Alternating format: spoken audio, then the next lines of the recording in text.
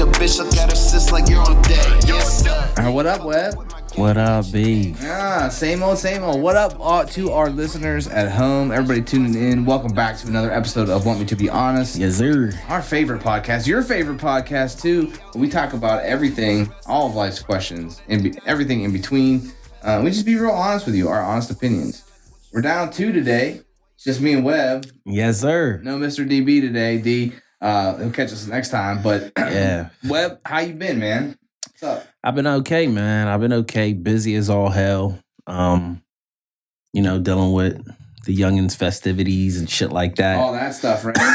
Yeah, little man, he finally started soccer. Oh yeah. So it's been cool. This is the second go round at it actually, and he's a lot more mature with it now. Okay. Understands the concept of what we're doing now. Yes, following directions, a lot better and working on the fundamentals, more intimately, Yeah. It's funny. He it's like some things as a parent you hope that your child has in them that is like unteachable. And it was funny. We're at the facility and this youngin's he's running around playing, and this other kid was kind of like getting at him. You know what I'm saying? Giving him a hard time, stealing the ball. Challenging him a little bit, right? Yeah. Well, I look over and I see my youngin. He gives the dude a little cheap shot. Ooh. Kicks him in the ankle. He did it twice. And I'm sitting here like, oh man, like you never want to be that parent that's, I'm gonna fuck around and have to see some other parent out here like, because if a kid kicked my child, I'm looking at, where's that parent at? Yeah, what kind of skills game you playing at the house? Yeah, but no harm, no foul. But it was cool because I said, why'd you do that, son? He said he wasn't on my team. I didn't like him. And I'm like, listen, if you're going to do stuff like that, my wife has a very different perspective on it, but I'm like, just don't get caught. Oh, that's it. You ain't cheating if you ain't trying, right? And you're only cheating if you get caught. Right, so, right. Yeah, I wasn't upset with that at all. So that's tough because if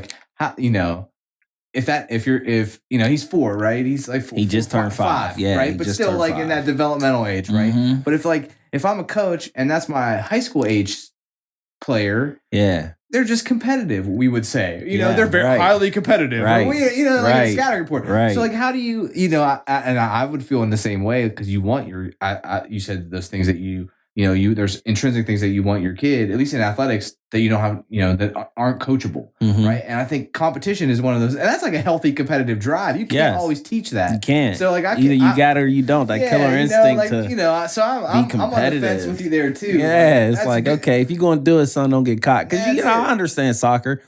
People do cheap shots all the time. Don't act like it's not known. There's more dives in professional soccer than LeBron James will amass in his whole career. Yeah. So it was cool just to see him getting out there and doing that and still having that competitive edge in him. Is that the age? Are they like? Is it just competing for fun, or are they playing for like standings and playing? No.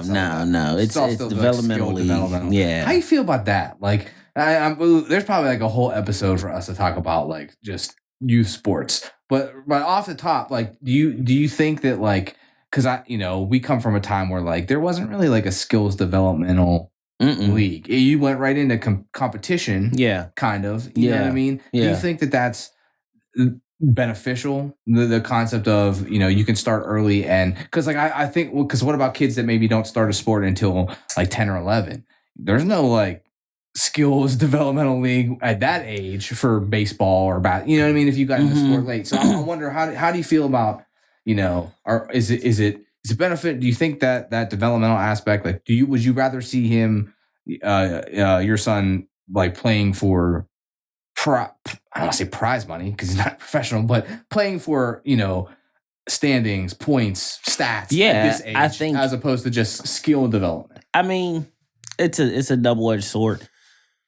The nature of my mindset, I want to see him out there competing for a reason. You know what I'm saying? More so than just running around for participation. Right. You know what I mean? Because I'm a competitive person. I want to see development. I want to see growth throughout the process. So I would like to see him get to that point, and naturally it will. But I think like youth sports naturally over time has become a lot more commercialized, Absolutely. and it's not a bad thing. I think if anything, it has raised awareness on how big that platform actually is amongst the nation. You have shows like Friday Night Tykes, and you hear about Snoop Dogg's football team that he runs and stuff like that for the youth and stuff. Like it's a huge, there's a huge, I don't want to say fan base, but participation base. There's a huge community around that, and I think elevating that platform, because why not?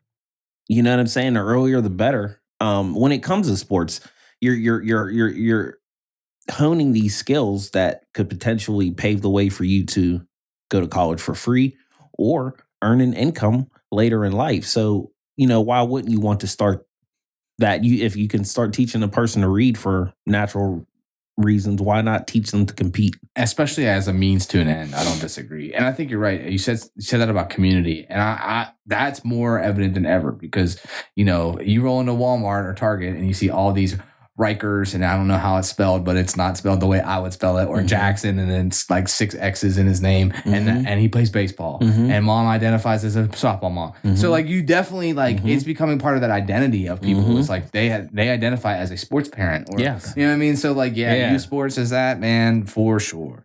Well, I got a little nostalgia question today. Okay.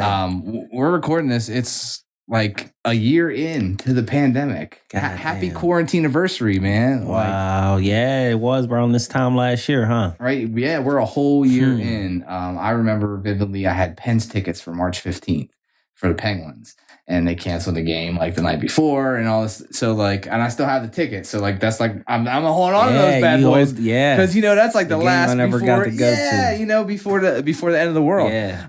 But so I want to talk a little bit. That's what my questions are around this week.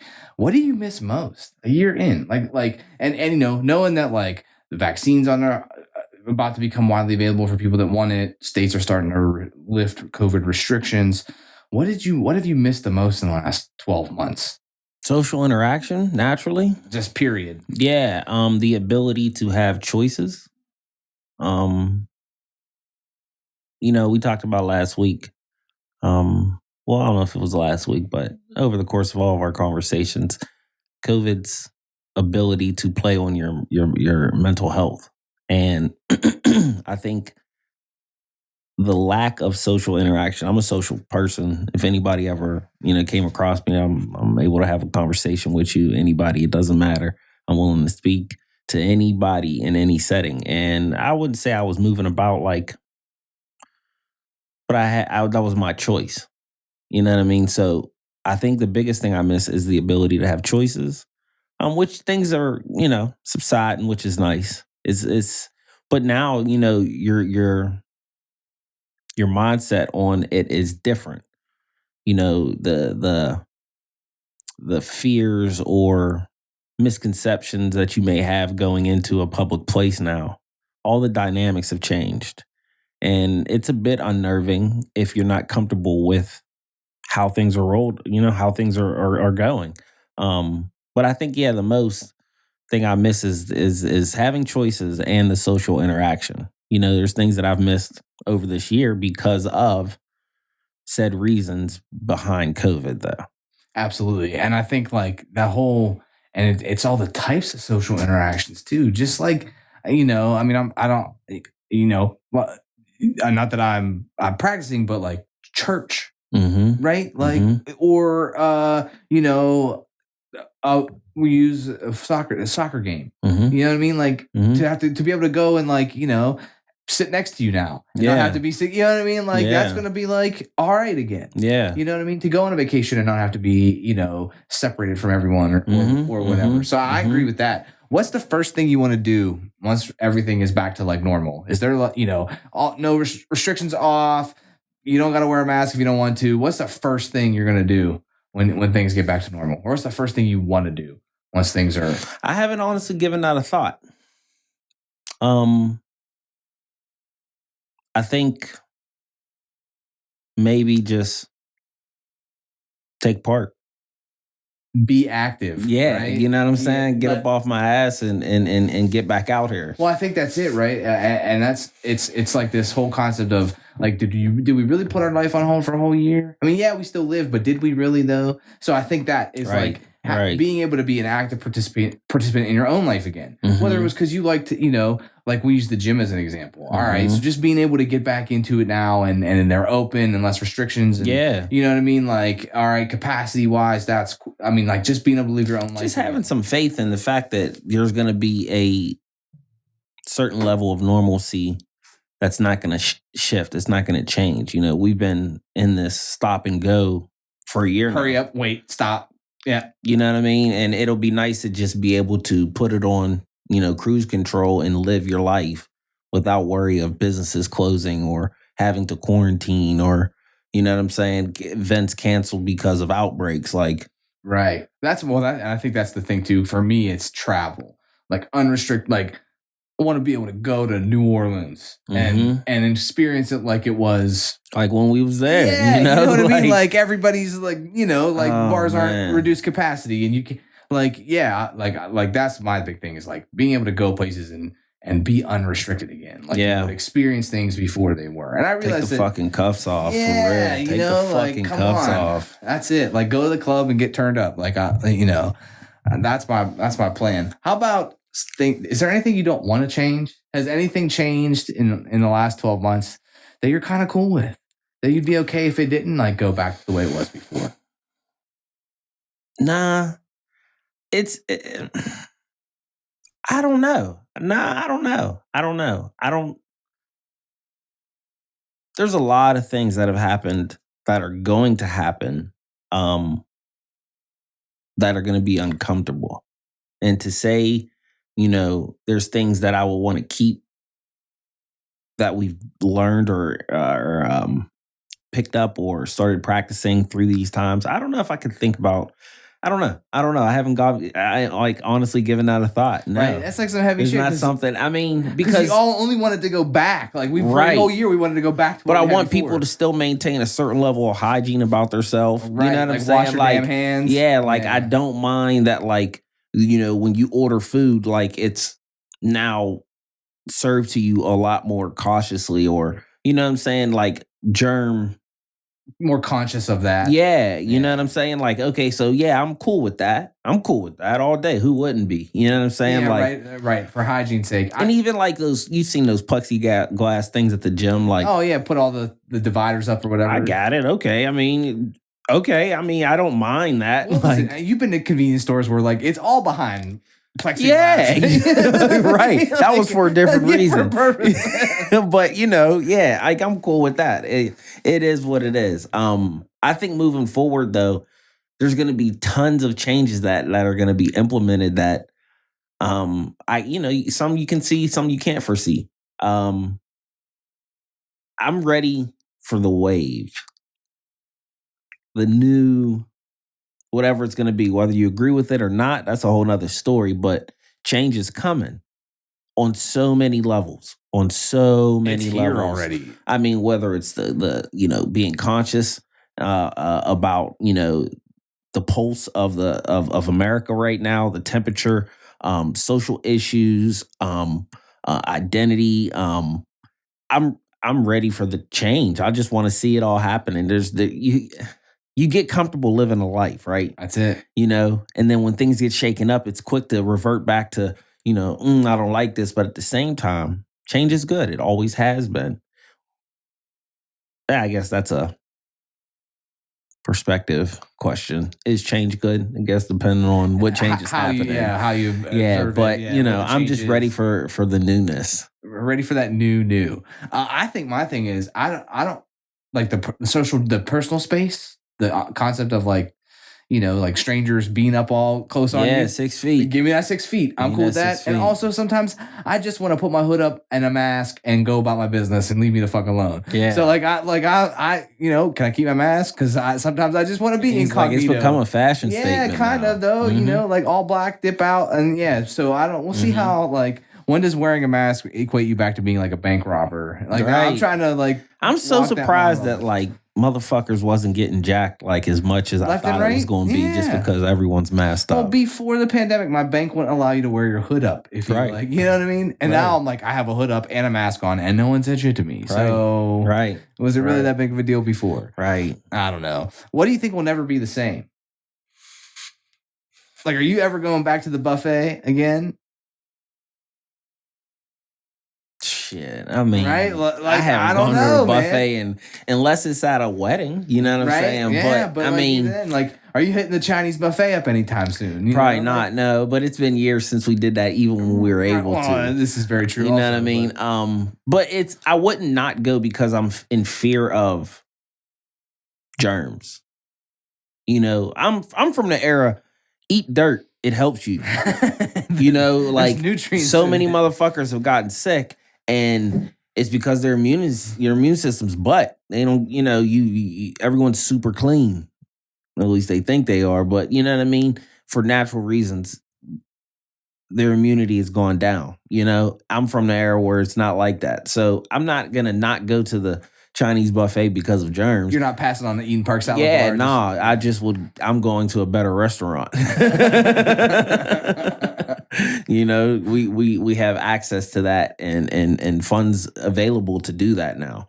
You know, as before, that was like, I mean, we were going there for the bargain. Well, that's it. Yeah, well, I got a calorie need I need to meet, and I can do it for the cheap. Yes, yes. Oh, I feel you there. My thing is like I want the first thing I want to do or go back to or what might never be the same sporting events and concerts. Yeah. That's like something that like, you know, that I participate in a lot or Yes. like not participate in, but because I'm not like I don't have like $1 million MLB contract, but like going to a baseball game. Yeah. Going to a Steelers game, Mhm, you know, going to the next whatever show. Fucking Like, tailgate. yeah, I mean, Just- so how does that like? So that's like has me wondering like, how will those be the same? You know, is it just one day where you're like, okay, well, it's cool again, like, you know, everybody can sit next to each other, and we're at 100% capacity at the base at Heinz Field, you know, and things like that. So I just wondered like, you know, I because I see myself going back to do those things. That's how I view like I know things are much more back to what normal will be whenever you can go to a game or whatever. I just wonder if those things, much like after 9/11, you know, getting on an airplane changed, and how you travel changed. So I wonder too if you know, does post-COVID life show us how much will things change? Will it be, got to keep your hand sanitizer with you? You know, are you going to roll around and 5 years from now, you're going to, you know, put a hoodie on and you got a mask in your pocket. And you know, like, I wonder how much of that we'll see, you know, in the short term and the long term. It'll be interesting to see how it shapes people. You know what I mean? And different generations of people too. Yeah. I mean, aren't we supposed to be trying to get to those things anyway, right? 100% capacity at sporting events, you know, the ability to attend concerts, you know, whatever that dynamic looks like I said, change is coming. I don't know. Some you can see, some you can't, but I'm ready for it. And I don't know what it's going to look like. But at the end of the day, if I'm able to go watch one of my favorite artists perform live again, sign me up. Right. I mean, you know, like I've been to concerts, people are sweaty and gross there anyway. So like, I don't understand. You know what I mean? Like I mean, you see motherfuckers playing sports with masks on, like, you know, kids out there running around. High school basketball is a great example. With masks. And I'm like, and that's not cool to me. The pros don't do it. I don't understand the thought process behind that.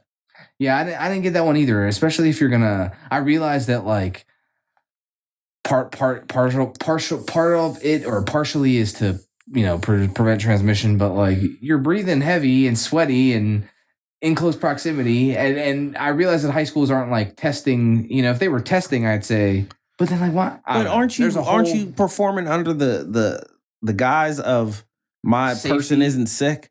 If you're ill, you don't attend the. You know what I'm saying? Like, yeah, the responsibility lies on the coach, the parents. I mean, if you're willing.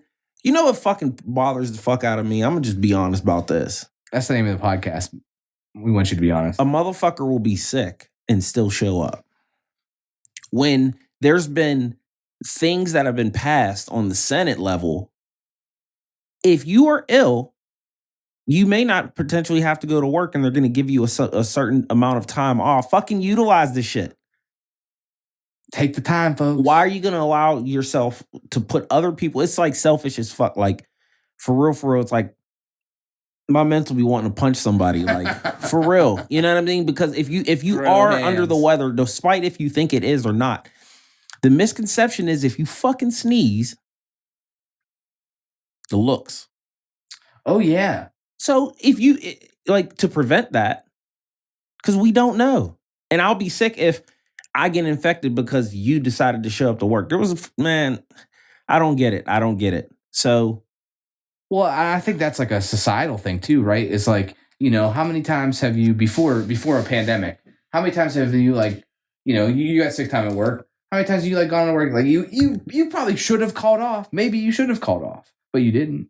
Because, That's, you know what I mean? That's like, a different narrative because there was no fucking virus that was. But that's what I'm saying now. Like, so now they'll give you more time. That's what I mean. Without docking you. So now going forward, is that something like, would you go to work sick now? Like, Not what I mean? now. Like, right because now. the temperature is different. Well, that's it. So, like, moving forward, even after like now, I feel like, well, I'll be less likely to go in sick now after the pandemic because you know what? They were cool. They didn't want me to come in when I was sick. Now it's a change. Right. So I think a lot of like how we think and like our, I don't want to say work ethic, but but that's another one. That's work from home yeah. is a whole thing. Like, how are companies that allowed you to work for 12 months and you didn't have to come to the office, reconciling that now and people trying to move out of like, places like San Francisco where it's so expensive to live. And let me ask you this. like, what do you think the training regimen is for new hires though? Okay, so work from home, right? Mm-hmm. My wife was one of the ones,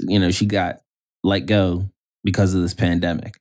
So finding a new job, she tells me like one of her fears is like, if it's not going into the office and I'm trying to learn something new, not being present to ask questions, to the whole remote learning thing. From that perspective, not even from a school perspective, but right, from like, work. Your job. Yes. You know what I'm saying? What does that look like now? You know what I'm saying? Like, what type of things are they even thinking about that? Oh, yeah. I mean, unemployment rate is still high as shit. So a lot of people are going to be getting back into jobs, and particularly maybe jobs that they didn't work before. Or a place that they've never been to. Mm-hmm. Yeah. Right. You know what I'm saying? Right, and so what does that learning look like? What is facilitated to help bring this person up to speed, a new hire, or are they just going to be on a learn as you go on your own type of situation, which is cool for some people, but everyone doesn't learn that way. Yeah, and that's got to be hard. I think, some jobs probably lend themselves better to be learned online anyways. There's a lot of remote jobs out there. People that do a lot of remote work or whatever, or if you're using computers and stuff, whatever. But there's like, it's not like you can be like, hey, we hired you to do this work of this machine. And you're going to have to work it remotely, but it's not like you got one in your house you can practice on and like go watch the YouTube video and see, okay, right. Like that's so yeah. So how do you, people that have, I don't know, there's a whole lot of, like office space. Like, is there going to be a commercial real estate bust here soon? Because offices, well, you don't need to be here. We don't need this giant 5-story building to have our office in. We need like, a warehouse full of cubicles. That's really all, you know what I mean? So like I changes. I don't know what they're going to be, but I do foresee. Right. It's going to happen in a lot of different facets of society and a lot of different areas. I really do. I mean, I think we're all changed, whether it's for the good or the better. I don't know. I think that's what you make of it. I hope so, at least. I mean, we've never had this much time on our hands. Never. If like we always talk about things like growing in this process, you're naturally trying to grow every day. Before this pandemic, you're trying to, be better than you were yesterday. And a lot of people got access to more time to do that. I hope that they have utilized it. Use your time well. We talk about it here on this show a lot about time, and that is, I think this is the year that you've seen that, and hopefully you've been able to use it better. And speaking of time, we're almost out of it. So I'm going to leave you with my last question here. What's one thing you learned during the pandemic? Whether it's about yourself or about other people, what's one thing you've learned added to your repertoire of knowledge from the last 12 months? That's a deep question. And the first thing that comes to mind is self-motivation. The reason I say self-motivation is kind of piggybacking off what we just spoke on, utilizing your time. In this pandemic, I've read more books than I've ever read before. I've sought out knowledge on various things and been able to dive deeper into them, give them more of a honest look because of the time that's been on my hands. And so the biggest thing I've learned is the self-motivating factor of wanting better and utilizing the tools that are out there, the resources that are out there. There's a lot of knowledge out there. And we were always so busy just living life. You know, it was hard to find time before. It's not so hard now. And so making good use of that time, I think self-motivation is the biggest thing I've learned so far this pandemic. What about you? I'll keep on this topic of self here, but I'll say self-reliance. I think this has shown us that you really can only rely on yourself and your team, right? And so be a good coach, be a good scout. Make sure you know where your team's strengths are, where your team's weaknesses are, and how to solve that. Because you might need to solve that weakness piece for the next pandemic. I don't want you to have to solve it before it's too late. Yeah, no doubt. Okay. Got any final words for us? Check us out. Want me to be honest on our IG? I always fuck up the name. It's want me to be honest _pod, but the 2 want me to is the number. It's the digits. Okay. Yeah. It's like a fucking, I don't know. For me, it's tough. Yeah. I don't get it. Yeah, check us out on the podcast. Hit us up on our email, any feedback, questions you want to see. Check us out on our Patreon account. Oh shit, I just forgot the tag for that. It's want me to be honest. It's linked on the IG. It's linked on the IG. Fuck with me. Okay, work with me here. That's it. Find us. We're out there. Holla. We'll see you next time. Hold up, baby.